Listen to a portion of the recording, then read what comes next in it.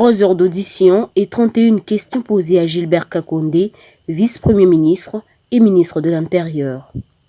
Les députés nationaux, membres de la commission Défense et Sécurité, ont fait contour de toutes les questions sécuritaires qui dérangent la quiétude du peuple congolais. Il reviendra mardi prochain pour répondre à ces questions qui constituent la plus grande préoccupation des élus du peuple à l'heure actuelle. C'était un bon moment où nous avons essayé d'indiquer, d'adresser à l'autorité tout ce qui ne va pas, des foyers de tension à Lubumbashi où on entre dans des maisons, on tue les gens dans des maisons à Lubumbashi, les phénomènes Wewa à Kinshasa, les kidnappings, les phénomènes Bundu Diamayala à Kinshasa et dans le Congo central, les phénomènes 40 voleurs à Goma où un groupe de bandits entre régulièrement maintenant ces derniers temps dans des maisons et opère des tueries. Une question a été posée également sur l'allégation de la présence des troupes étrangères au Nord Kivu.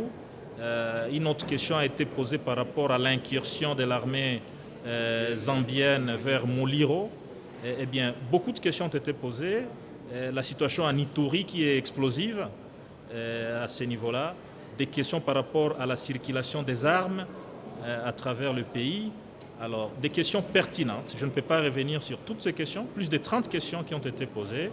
Et les vice-premiers ministres, ministres de l'Intérieur, Sécurité et Affaires coutumières les a notés. Il n'était pas seul, il était accompagné de ses collaborateurs, les responsables de la police, les responsables de l'ANR, de la DGM.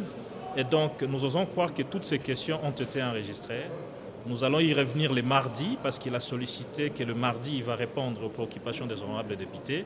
Et nous allons approfondir ces questions. Pourquoi? Parce que nous avons des sous-commissions au sein de la commission de défense et de sécurité.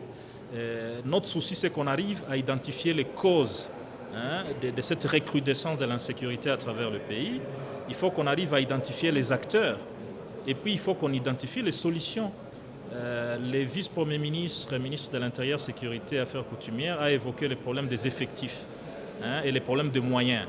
Et beaucoup de députés sont revenus pour dire qu'il faut agir avec les moyens disponibles parce qu'il y a le budget que nous adoptons chaque année. Et donc nous allons y revenir avec force détail le mardi et nous serons contents de recevoir les réponses fournies par les vice-premiers ministres, ministres de l'Intérieur, Sécurité et Affaires coutumières.